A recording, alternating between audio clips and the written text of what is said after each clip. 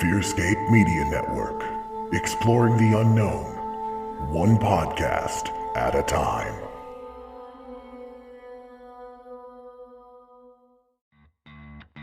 Hey everyone, Ray Robinson here, host of the Unsensitive Podcast.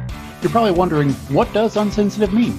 Well, it's a completely made-up word to define a topic that is insensitive to talk about at family gatherings and parties, but you talk about them anyway. New episodes drop every other Tuesday evening at 7 p.m. Eastern, part of the Fearscape Media Network.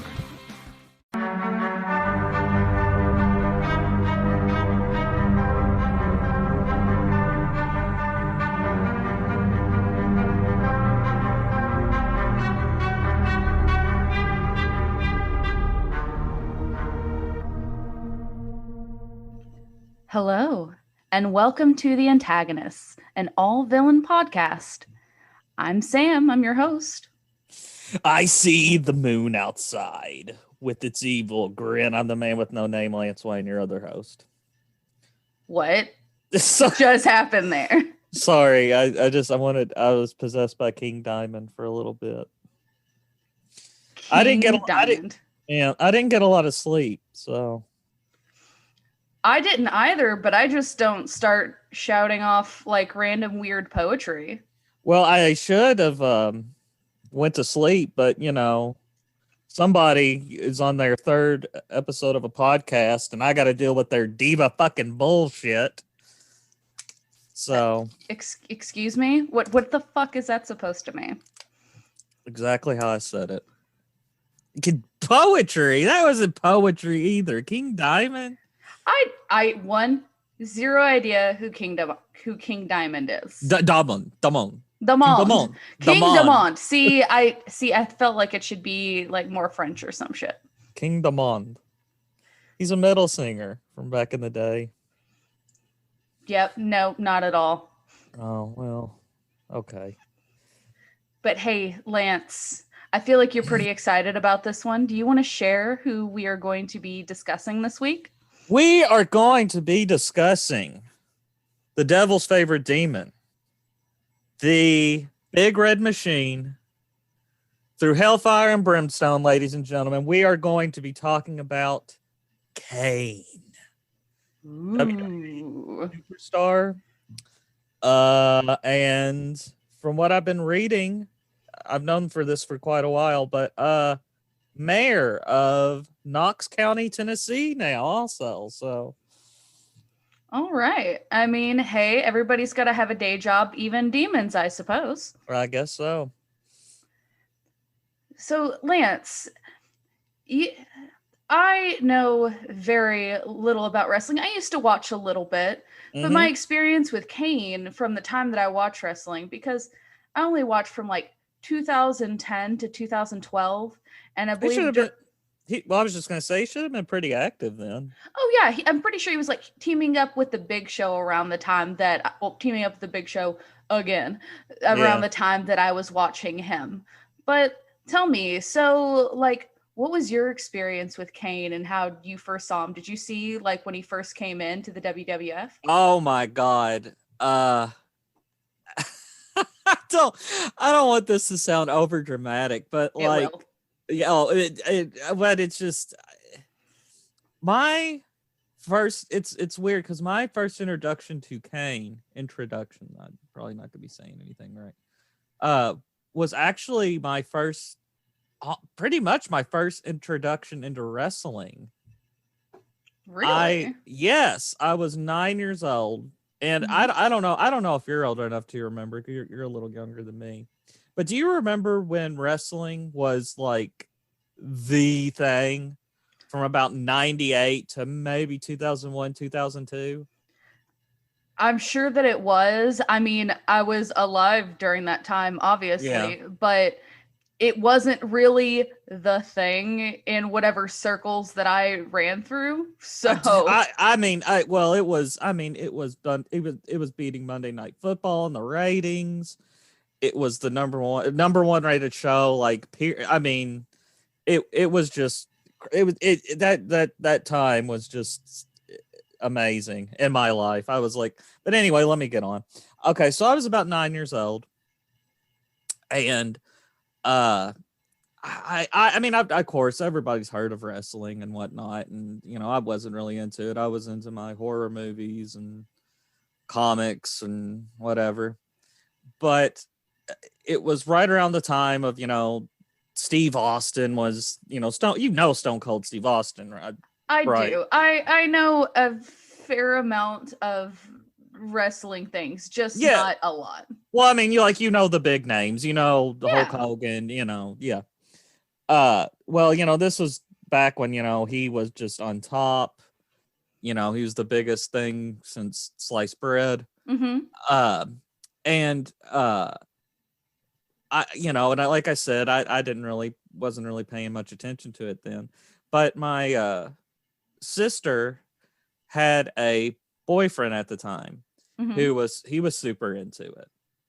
And I kept hearing about Stone Cold, and I was just like, and I love Stone Cold, don't get me wrong, but I'll never forget he was coming over and they were going to rent a pay-per-view. Mm-hmm. It was, what was it? I used to remember, I know what, Fully Loaded, 1998. That was the first pay-per-view I ever watched, the first wrestling pay-per-view. And I don't know, he was sort of, she would talk about it and he would talk about it or whatever. And I thought, because I decided, I'm going to watch this friggin' thing. And WWE used to have they might still, I don't know, I'm not too sure. But this was back when they were the WWF, of course. Mm-hmm. But they used to have a show on Sunday mornings.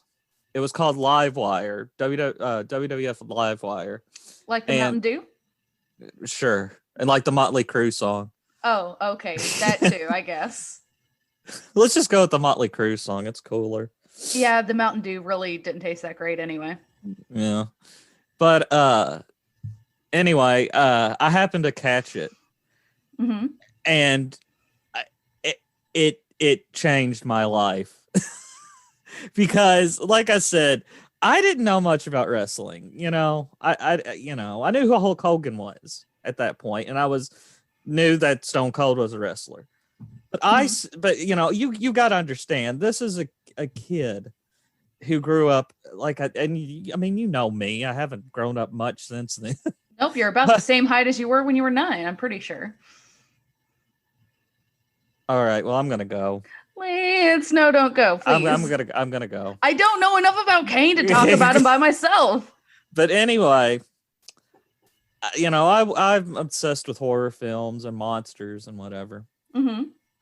I see this dude called the Undertaker.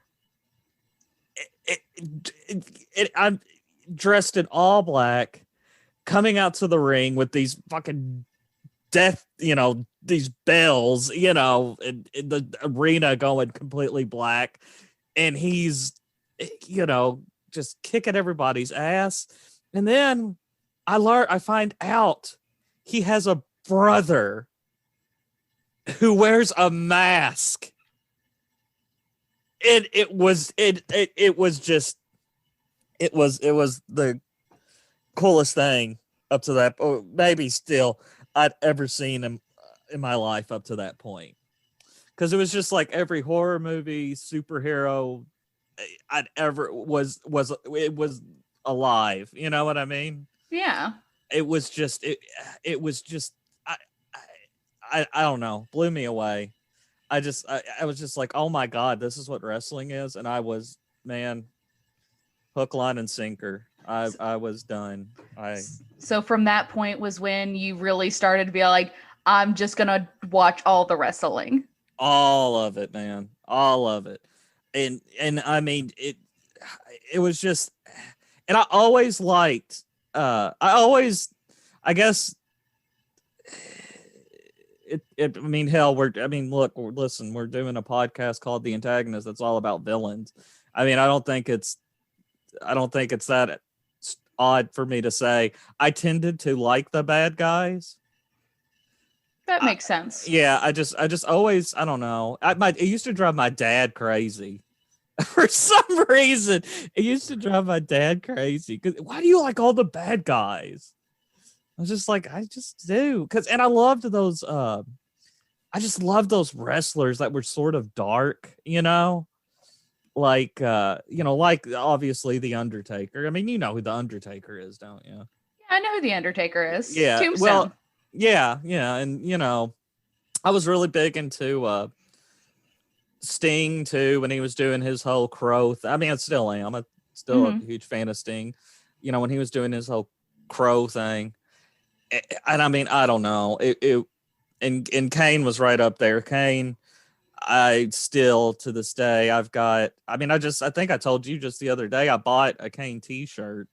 Yeah, you were telling me about that. Yeah, I bought a Kane T-shirt, and I have in my cubicle in work, I got like some of his action figures sitting around, and I even the whole mask mandate. A mask is pretty much becoming an accessory now. Yeah. But I have two masks. One is a Creature from the Black Lagoon, and the other is Kane's mask, like the bottom half of it. What, his like original mask? Yeah. Okay. Yeah.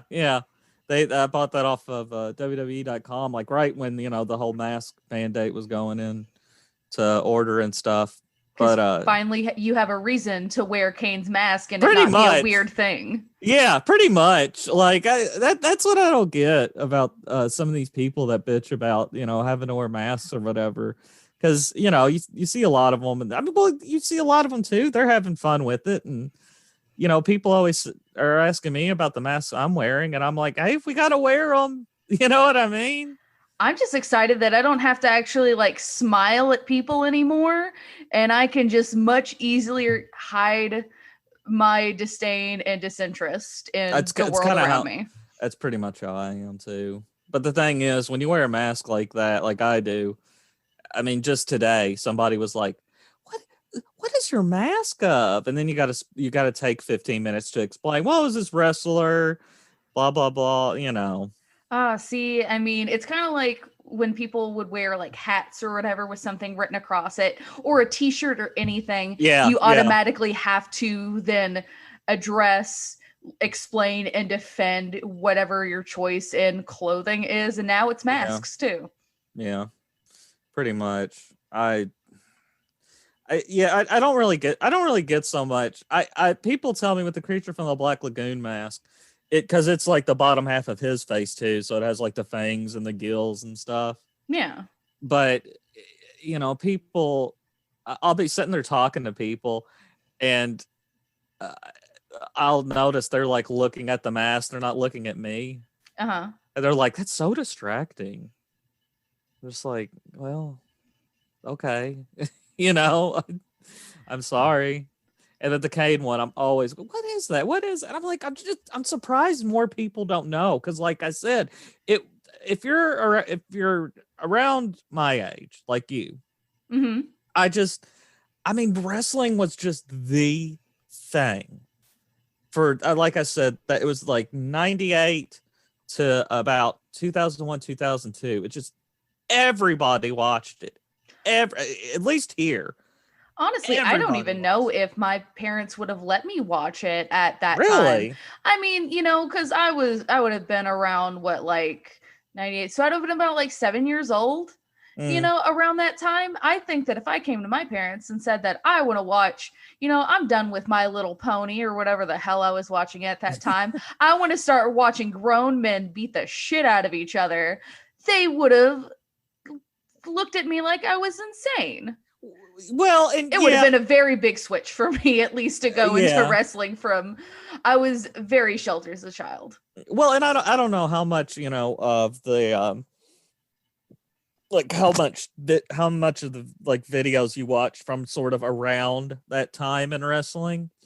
But we're actually, I'd like to sort of touch upon it in here because Kane was actually involved in one of the storylines. I see. I would love to talk more about like Kane's history, how he like came into being, because I know a little bit of it, but coming from someone who was actually, there and watching it happen, I would love to hear, it from you, and also just kind of like how you saw it unfold.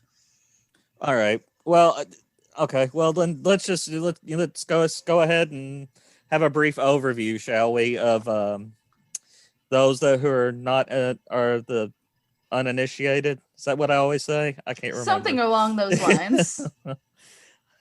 All right. Glenn Thomas Jacobs is an American professional wrestler, actor, author, businessman, and politician. As a Republican, he is the mayor of Knox County, Tennessee. In professional wrestling, Jacobs is signed to WWE, where he is known by his ring name, Kane. He began his professional wrestling career on the independent circuit in 1992, wrestling and promotions as Smoky Mountain Wrestling and the United States Wrestling Association. Before joining the World Wrestling Federation, that, as I stated before, that's what it was called back then. Mm-hmm. In 1995, Jacobs played various characters until 1997, when he was repackaged as Kane, the younger half-brother of The Undertaker, with whom Jacobs would alternatively feud or team as the Brothers of Destruction. So, there you have it. See, I believe the story going in for Kane was that, yes, he was Undertaker's half-brother. Yes. And the Undertaker had, when they were children, set up the house on fire, and Kane was inside. That's the thing about it, because when Kane first came in, okay, this was even before. This was like a year before I started watching it. When Kane debuted, it's going to be hard because I don't really, as far as professional wrestling goes, I don't really like to refer to wrestlers as like, well, they portrayed, because it's kind of different. It's kind of a touchy subject as far as like wrestling goes. Because they don't really, well, not back.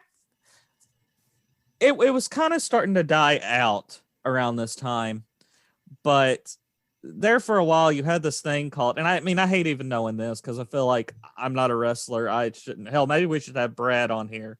He's a professional wrestler. But there's this thing called kayfabe, and what kayfabe is back in the day, mm-hmm. Wrestling was, how can I phrase this? Wrestling was presented, as 100%. I don't even want to say legitimate, because I'm one of those people. Yeah. Well, I'm not going to be one of those assholes. I'm sorry. I'm not going to be one of those assholes that calls it fake. I mean, okay. The storylines, let's just say. Well, yeah. The storylines are fake. Yes. But they really get hurt. Oh, I mean, 100%. I watched videos where Mankind was just bloody as shit. Oh, yes. Yeah, Mick Foley. Yeah. Yeah. I mean, it takes skill. You can't just sort of go up there and be like, oh, I'm going to be, They're as skilled as gymnasts and things like that. And they're like 5 times the size of gymnasts flying around. Like Exactly. They're incredible athletes. Exactly. That is no question. Yeah. But the storylines are fake. And well, let's just say scripted then. Scripted. Yeah. Okay. I mean, yeah. I don't think that anybody could disagree that it's scripted, including sometimes who wins the fights. Oh, well, no, that's always. Yeah. That's always, that it is. It's predetermined. I wouldn't sit there and say that. I'm not going to sit here, because it's bullshit to sit here and say, oh, they're a bunch of phonies, blah, blah. They know how to land, blah, blah, blah. No, I mean, they do know how to land, but you don't, you bitch. So shut up. Well, but I mean, there's been way too many injuries and lives lost. Oh yeah. And I'm not saying that, it's just accidents can happen, Wasn't there a famous wrestler that got seriously injured during a tombstone at one point?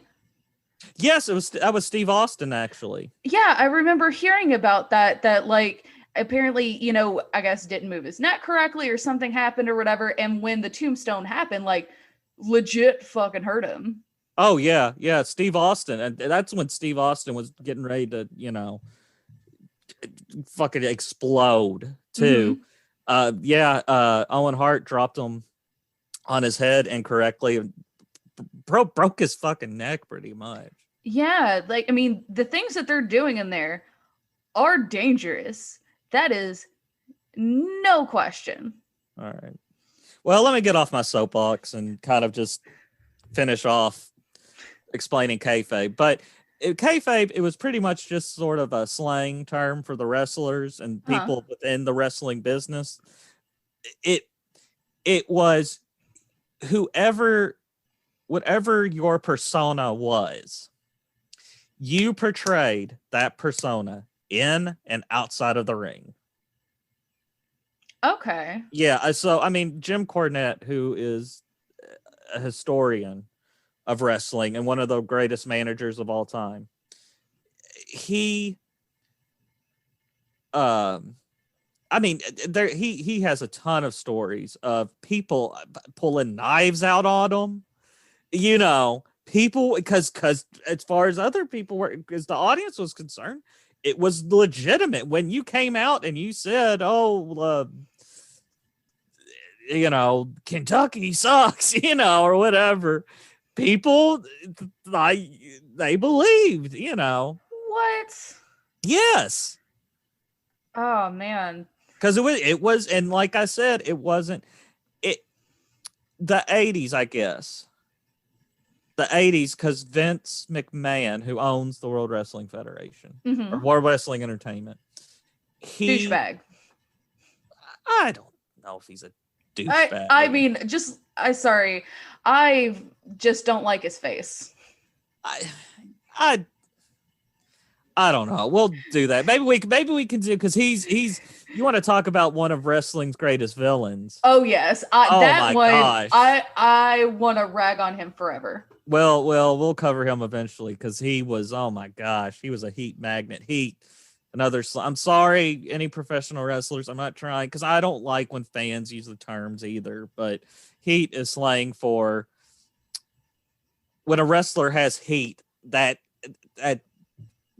slang for how much he could get a reaction out of the audience, as far as like bad, like vitriol from the audience. Yes. Okay. But anyway, that was kayfabe, and Vince McMahon, he didn't want to pay a tax. I can't remember it exactly, but he didn't want to pay a tax or something, because they would say this is 100%. It's not predetermined. This is 100% legitimate, wrestling or fighting, or yeah. And they had to pay some tax to some board, and eventually in the 80s, when Hulk Hogan was the thing, and and stuff like that, Vince McMahon, he just went ahead and said, okay, yeah, it's predetermined, because he didn't want to pay a tax. But even then, you still had people that they thought it was legitimate. Hell, I did. I mean, there for the longest time when I first got into it, I thought fucking Kane was really burnt. You know what I mean? I did. Were you upset when the mask came off and it was apparently just all scars in his mind or something? A little. I did. It was one of those things. It was cool for a while, because I really liked how they did his character. Yeah. To that point. Like the emotional scars and stuff, I thought that was kind of a cop out. I thought a little bit, yeah. But I mean, they're not actually going to scar this guy. Well, no, obviously not. I hope not. Yeah, I mean, it was their explanation. It was kind of lame, but I really did like that first run of him without the mask. That was like, I loved how he portrayed it there. Just this friggin' psychopath. And I even remember it was so cool. I even remember because he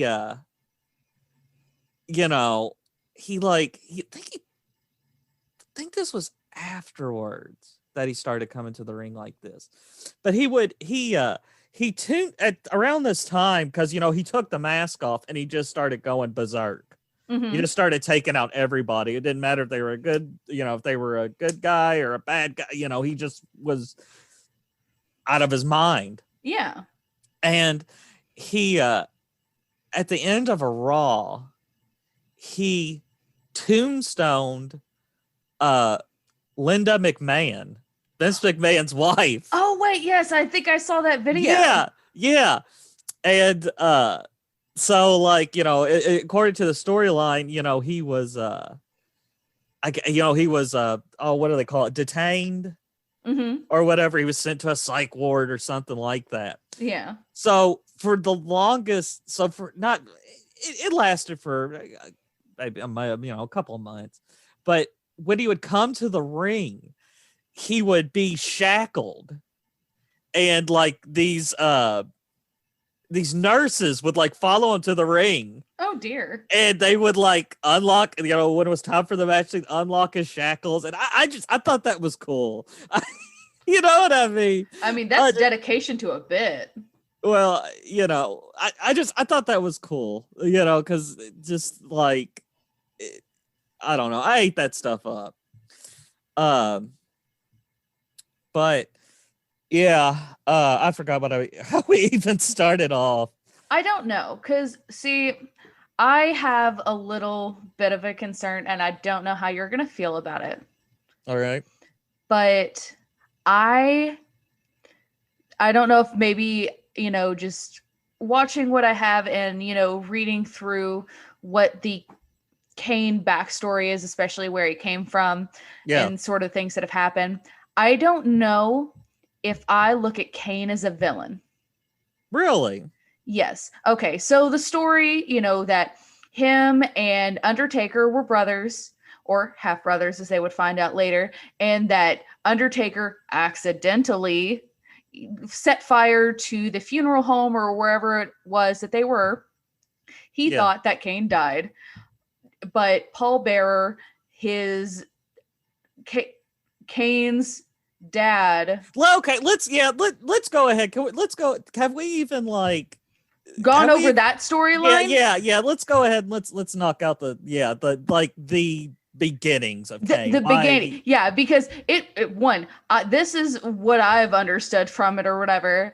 You probably know a little bit better than I do. I'm just over here concerned that I think that maybe Kane has just been manipulated and abused his entire life, and instead of being a villain, he's more of a weapon that people just keep throwing into the ring against other people. That and honestly, that is a really good kind of summary. Because he's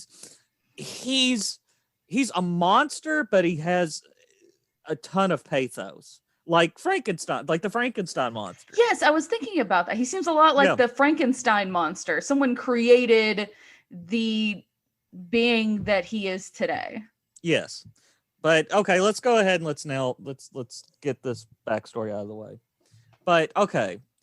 Kane, and I want to see if maybe I want to go through my notes. They may be able to word it better. But okay, so Kane was brought into the World Wrestling Federation. He is kayfabe, or storyline wise, but he is the Undertaker's half brother.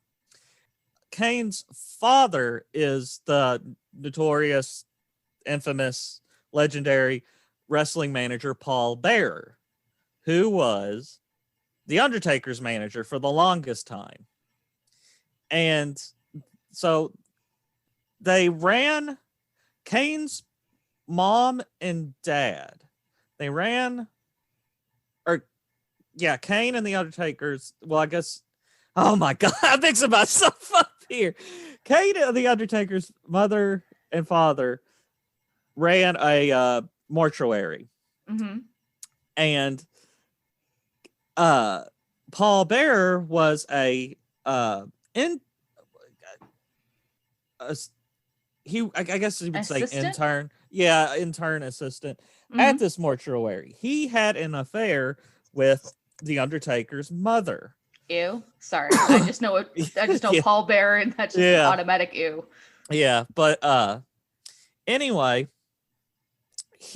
the Undertaker's mother ended up giving birth to Kane but the father, was in the dark about it because he thought it was his son. It was his own.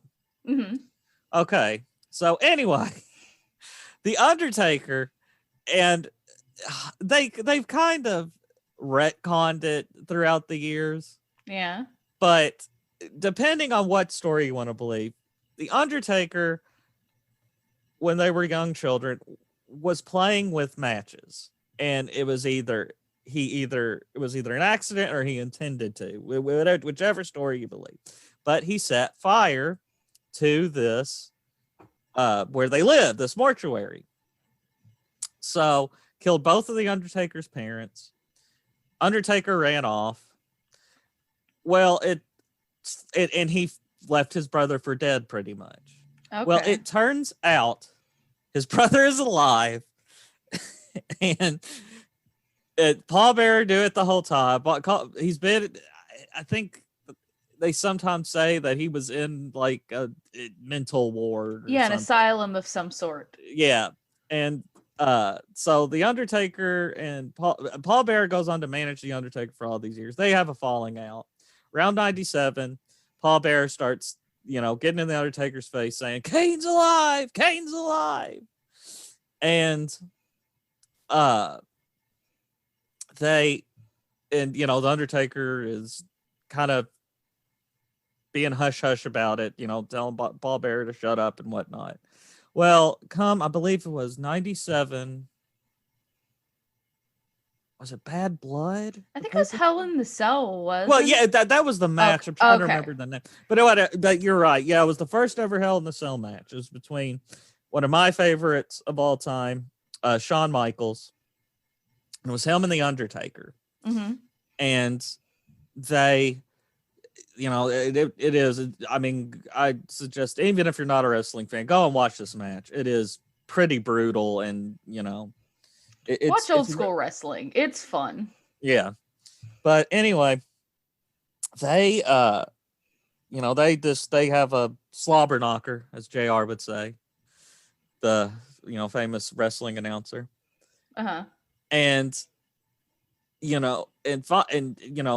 finally we get to a point of the match where Taker lays out Shawn. It's done. Taker's pretty much got the match in the bag. Well, the lights go out, and fire erupts from the entrance, and out walks Paul Bearer with this 7-foot monster in a red and black mask, and Undertaker and Kane rips the door, by the way, off the Hell in the Cell, which is pretty fucking cool. Just rips it off. And Undertaker is stunned. He can't believe it. And, they're face to face. Kane beats the hell out of him, gives him a tombstone, leaves the ring. Shawn, seeking, being opportunistic as he is, rolls over. 1, 2, 3. Shawn Michaels wins the match.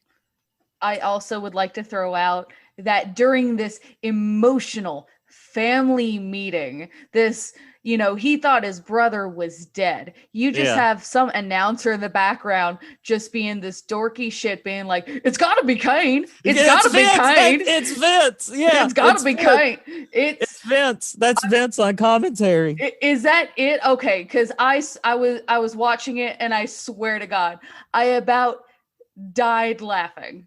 That's gotta be Kane. It's gotta be Kane. Yeah, I almost died laughing at the commentary. I'm like, oh man, I understand this has got to be important to the story, but shut the fuck up.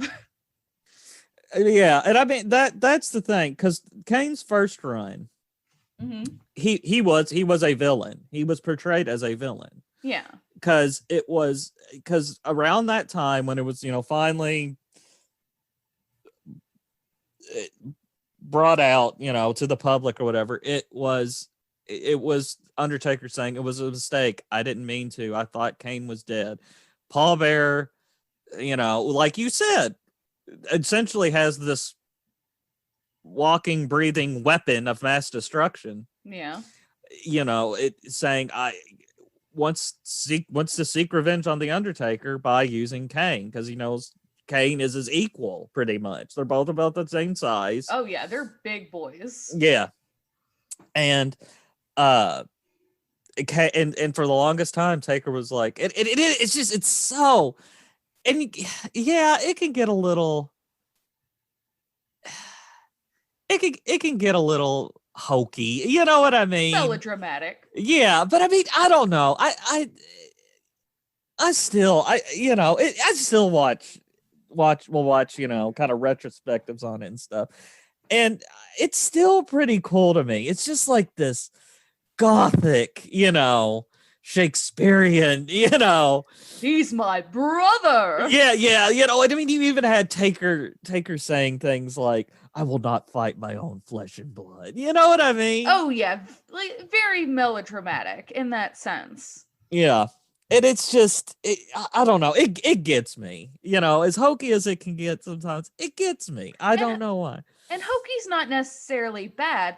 My thing is, and maybe they just did too good of a job of making Kane sympathetic in the way that I have a hard time. I mean, yes, he did bad things. He's turned on people within his run. He's had people turn on him, but multiple times. Even the way that he started, it seems like he has been molded into a weapon. Yes. To use against other people rather than a villain in his own right. He knows anger. He knows pain. He knows how to fight because that is what he was told to do. It is hard to look at him and say, you are a villain. And I agree. Even though, I mean, his first run, he essentially was just like, I mean, there was a little pathos there. Yeah.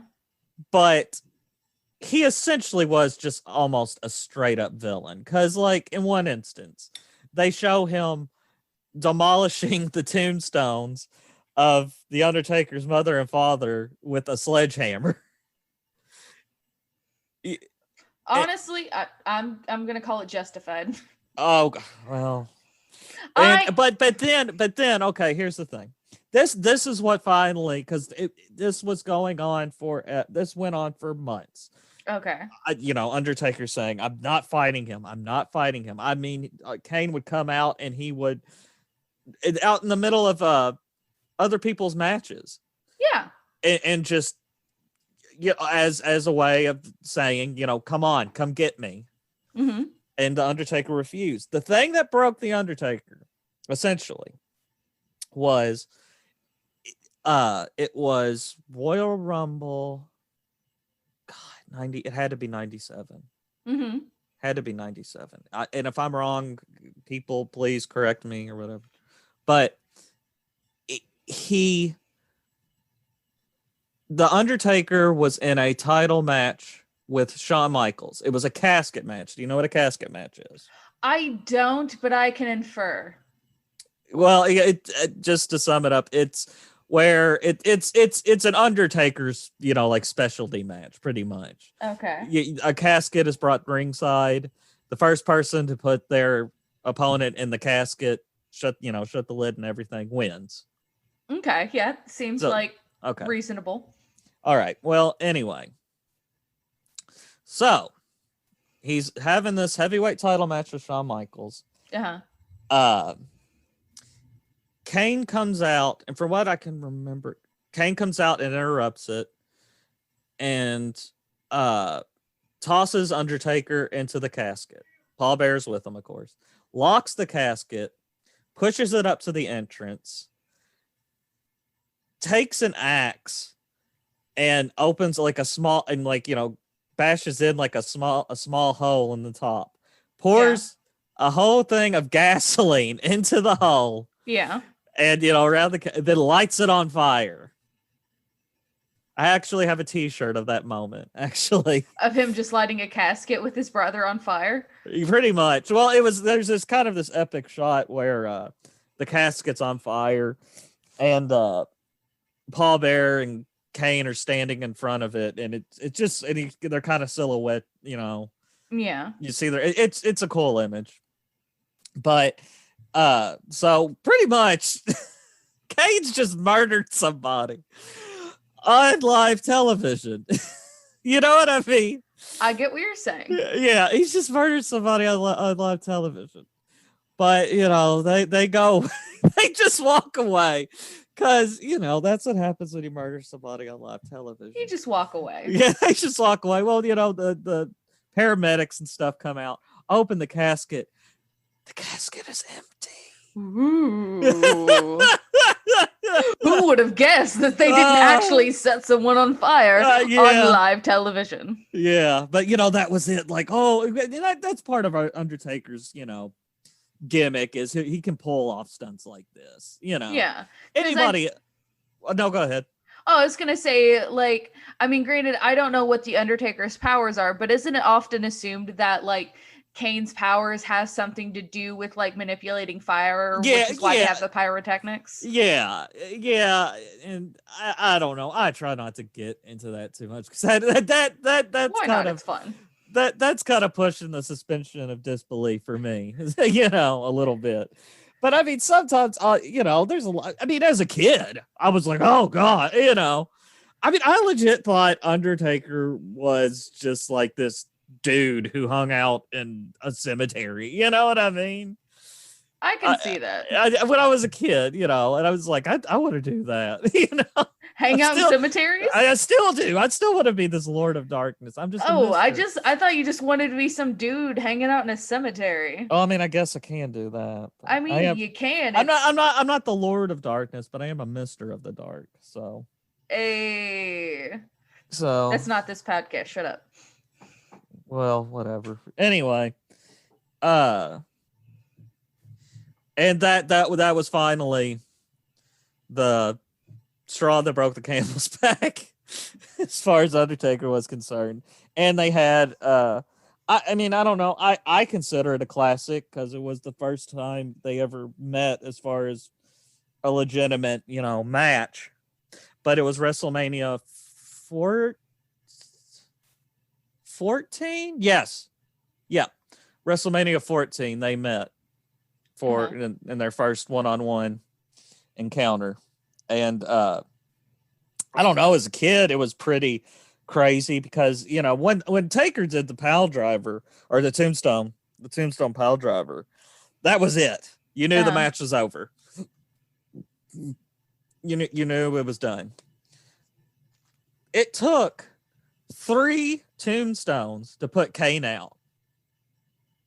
Oh, so it's for me. I was like, oh my God, legitimately, just watching any match that he was in, from what I've seen, Kane's a big boy.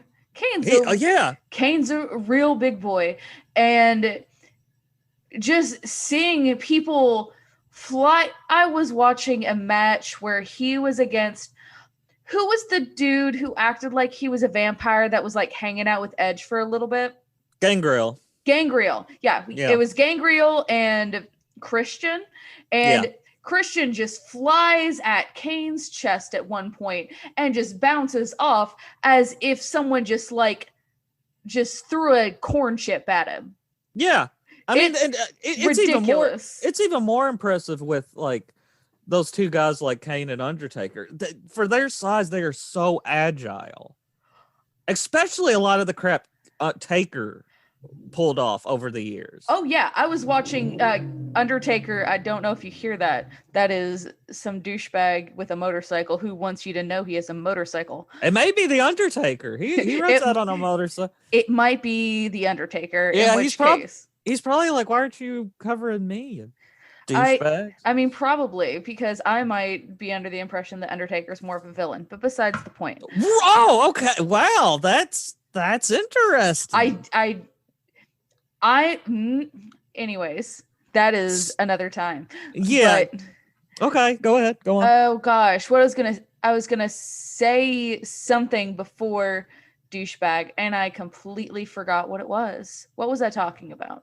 How agile they are. You were watching yes. in a match. Oh yes, I was watching in a match as the Undertaker is just like literally like tight walking on the ropes. Yes, it's I'm amazing. I cannot even imagine doing that as a person, which is why if anybody wants to argue that what they're doing is not athletic or impressive, I will fight you. Well, I love that dive he does, man. I don't know if you did you catch any of the what they called the Inferno match? I don't think so. Where the ring was basically there's a I don't know what you would call it. It surrounds the ring and it's gas, but of course you light it and it's just a ring of fire around the wrestling ring. Ring of fire. Yeah. But the point of that match is the first person to set their opponent on fire. Jesus Christ!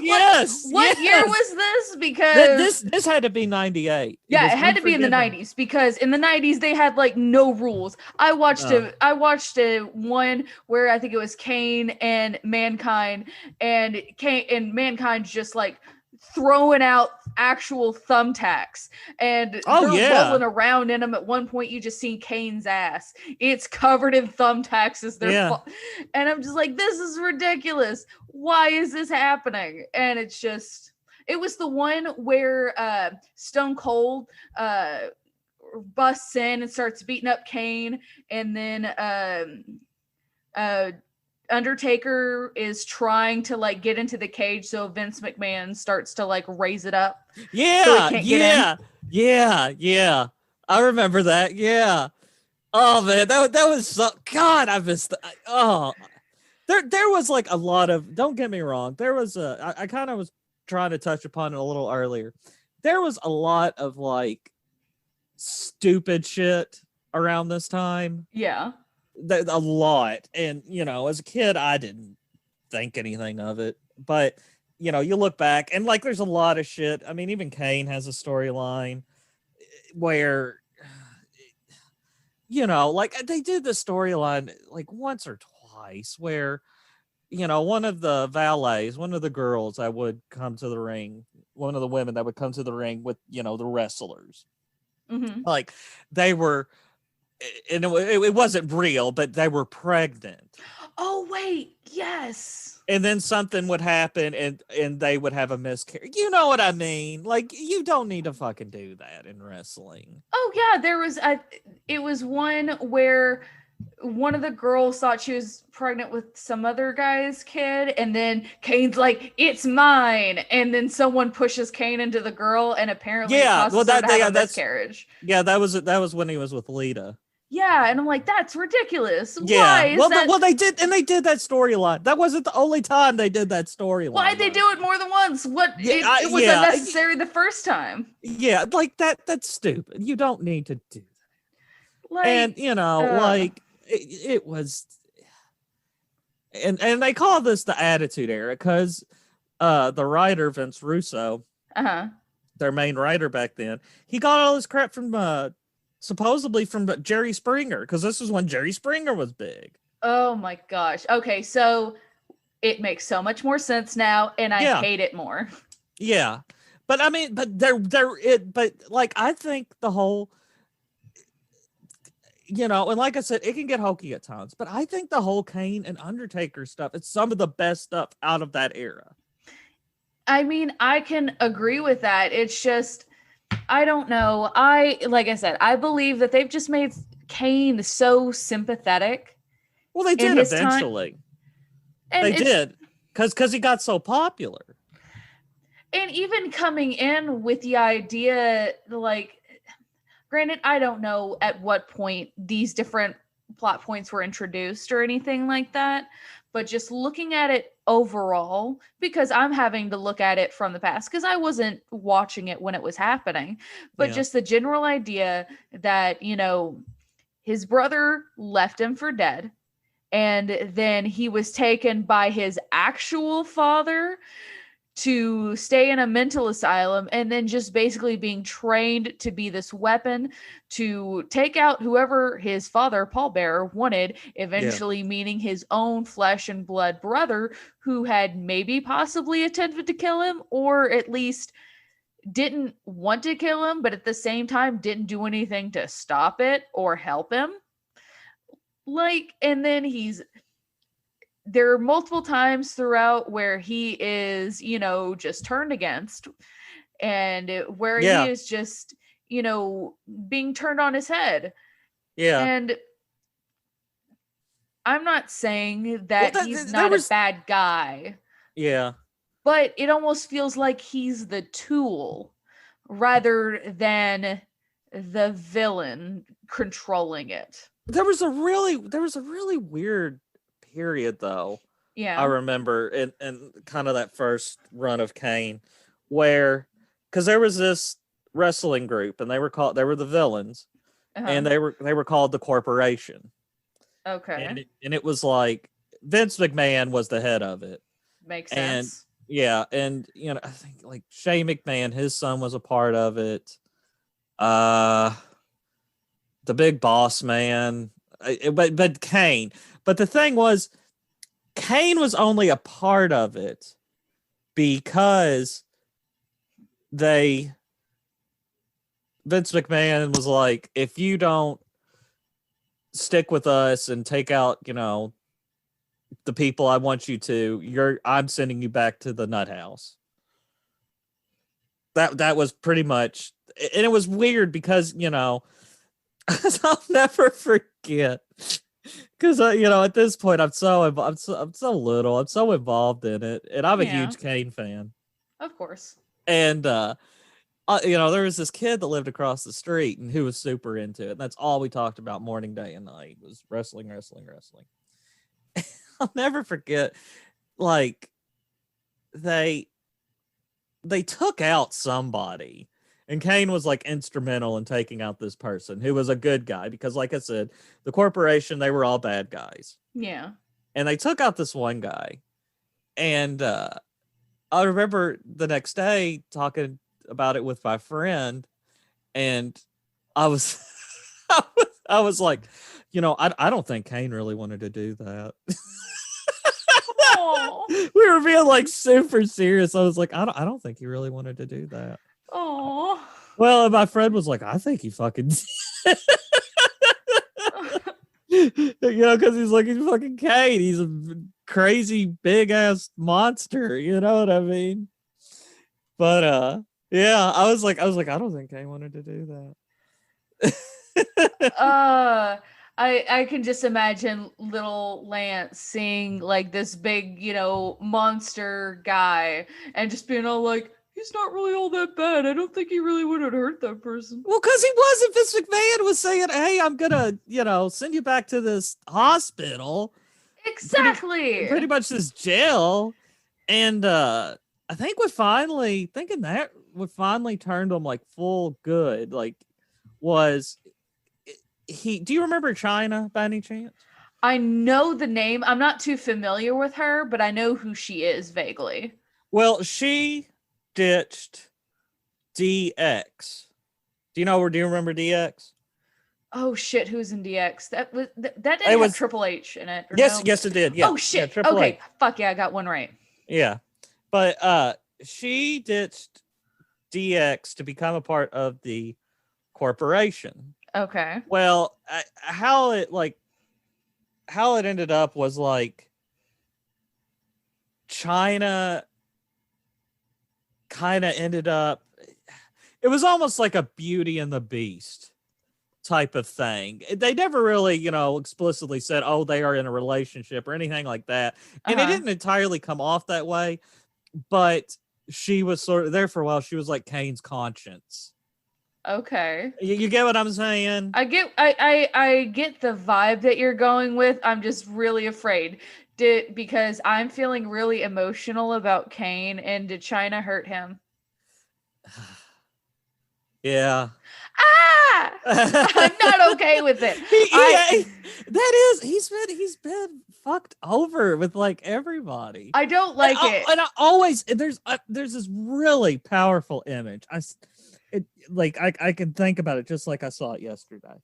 There's this really powerful image. Something happened because Kane used to, and it's an old wrestling kind of trick or whatever, but it worked, but it fit Kane obviously. But it's like a fireball, and I don't even. But you like it. It's like a gag where you set it up in your hand and it will shoot like across. What the fuck? Like the ring. It's crazy, and it looks like you just shot like a literal fireball out of your hand. All right. But anyway, he was meaning to take out Triple H with it. Yeah. And something happened, and something happened, and it ended up hitting China in the face. Oh shit.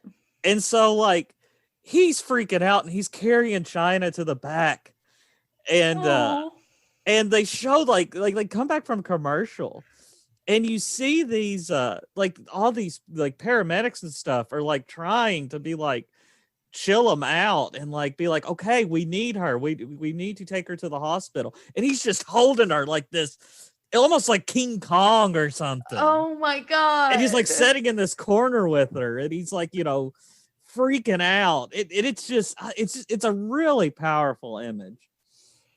Oh my goodness. But yeah, she ended up fucking him over too. Oh, I have such strong feelings, and I'm not gonna lie, just hearing about that, like, okay, so I think you have I was already kind of like on board with Kane, and I think I am also now in love with Kane. I like legitimately, I will fight for him. I mean, he's huge, he can fight for himself, but I'm gonna be the tiny ineffectual person, to his side. He was just a big puppy dog. I'm just like, I am not okay with all of these people just fucking over. I remember there for a while he had a girlfriend in wrestling. He had a girlfriend named Tori. And it was actually a really cool image also, where because they were like, a boyfriend and girlfriend or whatever. And she was actually pretty attractive. And she would like come out like these like latex red booty shorts and stuff. Okay. All red high heel. And they were a couple. And he would like, I'm sure you've seen it if you've seen the videos, but his big part of his entrance was he would stand in the middle of the ring and he would slowly raise his arms. Yeah. And he would bring them down real quick, and on all sides of the ring, all corners of the ring, fire would shoot out. Yeah, pyrotechnics. Yeah. And like it was just a real cool image because she would like stand in front of him and like while he was doing it, and like almost like a Frank Frazetta painting or something of like Conan the Barbarian, where he's sitting at his throne and all these hot chicks, or you know what I'm saying? Okay. Or like I'm into it. Yeah, but she ended up turning on him too. What the shit? Yeah, it's honestly a really cool moment again because something happened. They like put off Kane off TV for a while because they did something to him. And like this was probably this had to be around 2000. But like it was when Triple H and Stephanie, when they first hooked up. Okay. Storyline wise anyway. Yeah. And they brought DX back, and DX, they were now villains, and they were just Vince McMahon was gone, it storyline wise. And that they're just running amok. They're making the good guys' lives a living hell and whatnot. And it was this Raw. And like I said, Kane had been off TV for a while. Mm-hmm. And it was after this girl, Tori, had just, fucked him over. And it was towards the end of a Raw, and DX, they're just destroying all the good guys. Mick Foley, The Rock, they're just they just got them down, and and just they have won, and then the lights go out. Yeah. And these red lights come on, and you see Paul Bearer walk out, and the fire shoots up, and here comes Kane, and he comes down and he saves them all. He takes them all out one by one, and then he turns to Tori, and she's trying to get out, and he grabs her hair, and Paul Bear's sitting there going, "Do it, kill her, kill her, kill her."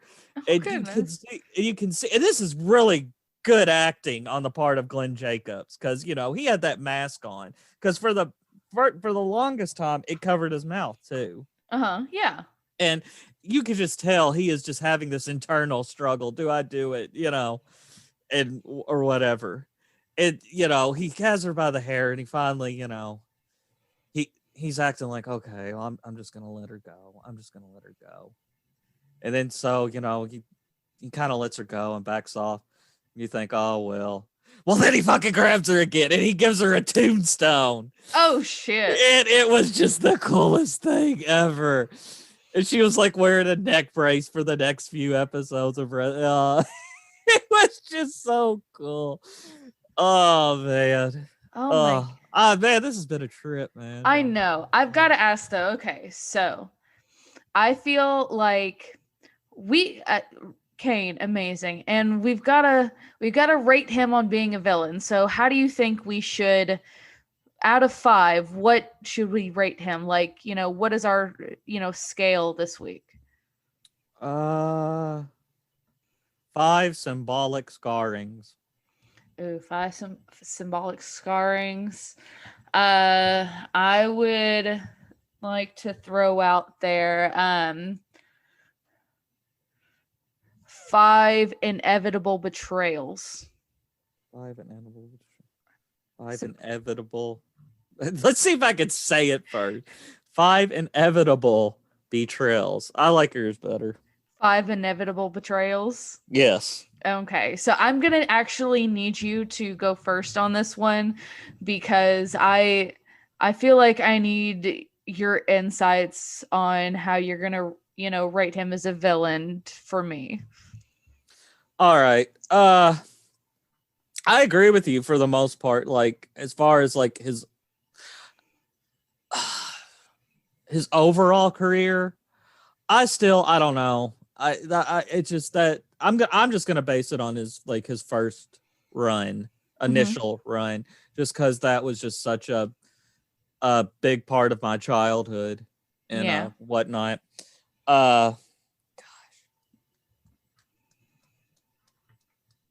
Because even then, he was like a hero to me. You know what I mean? God. All your heroes are the bad guys. Yeah, that's why we're on this podcast. Pretty much. Well, they're not always bad. They're because see, he's sort of an anti-hero, I guess, in a way. Anyway, I'm going to go 3.5 inevitable betrayals. 3.5. Okay. So this is difficult because learning more about Kane, like as a character, not just as a wrestler, because as a wrestler, impressive. I mean, honestly, he's just this beast of a man that goes out there and wrecks shit. Yeah. But as a character, I just find it hard to look at him as a villain. I mean, it's not to say that he's not a bad guy, but he is almost more the henchman that the real villain uses. He is more the hammer or the bulwark of the villain to come in there and wreck the good guys or the heroes. And in so many ways, I feel like there are times that he could really makes something out of himself, but then he gets fucked over again. And as an actual villain, I have to give him a 1 out of 5.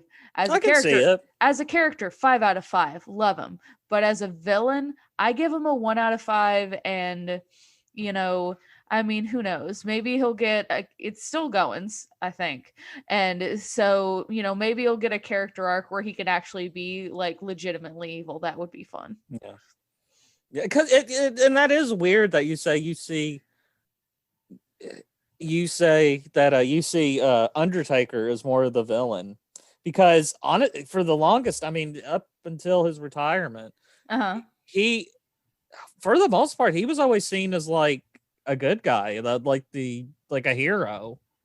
There were times, definitely, like when he first came in, he was a villain. Yeah. Actually, oddly enough, I'm just gonna go ahead and throw this out there. His initial when the Undertaker first came into the WWF, in the 1990, his full name was Kane the Undertaker. Okay. Yeah, but for some reason they ditched it and it was just the Undertaker. See, my thing, maybe the reason why I look at him as more the villain is because he hurt my baby boy Kane. Yeah, and I mean, and there were like I said, there was a stretch where Undertaker was a villain, then he became like ultra good guy, like an anti-hero. He was dark, but he was a good guy. I guess as you could say, kind of like Batman. And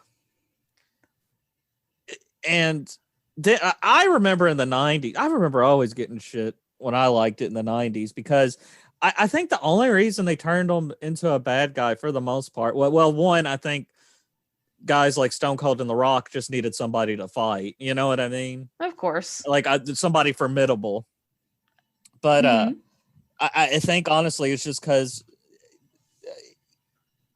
wrestlers like The Rock and Stone Cold at that point, they were so, this is another wrestling term, over. That means the fans are just so high on them. Yeah. That they can do virtually no wrong. That it almost it made Undertaker a bad guy, if that makes any sense. Because they were just both so huge. Yeah, I mean, if you're going to look at someone, like, they're going to be a hero no matter what. They're so popular, they're going to be a hero no matter what. Anybody who opposes them automatically becomes the villain. Yeah. Like John Cena. John Cena, he's a good example. Even though people wanted him to turn into a villain for years. Last few years. I can't imagine John Cena as a villain. I just can't. It got so stale though. If you like watched it from week to week, it was just so stale. I get it. Yeah, his character was just so stale. It was like, okay, we have seen this. Even Hogan went to being a villain. See, you know who I liked? Who? CM Punk. That's been the Antagonist Podcast, everybody. And yes, actually, it has been the Antagonist Podcast. I enjoyed talking with you, Lance, about wrestling and learning so much more that I didn't already know about, like, this kind of stuff, because my knowledge was limited, but I think I actually knew a little bit more than I thought I did. Yeah, sounds like it. We need to thank people. Thank you to the Fearscape Media Network for letting us do this little show. Trying to do Ed Sullivan show. Sure. And also check us out on Facebook. And where else can they find us? You guys can find us on Facebook and Twitter at antagonist_AVP on both. Just in general, check us out. If there are any sort of rating systems out there, yes. Go ahead, rate us all the stars, and make sure you tell your friends and your family about us, because, they are going to believe you way more than the rating systems that they find out there. Yeah. And also, don't forget to check out the Fearscape Media fan group. I've said this before. I say it on my other podcast. I say it on here. We're having a ton of fun over there. We're talking about spooky stuff, ghosts, aliens, Sam's dancing. It's terrifying. And also, if you like memes, it's a good place to hang out. Yeah. We got a ton of goofy little creepy memes over there. We're all having a ball over there. There's no everybody's getting along, no drama. Check it out. All right. Well, thank you so much, Lance, for talking to me tonight. And thank you to everybody else out there for hanging out with us. Yep. Good night. Good night.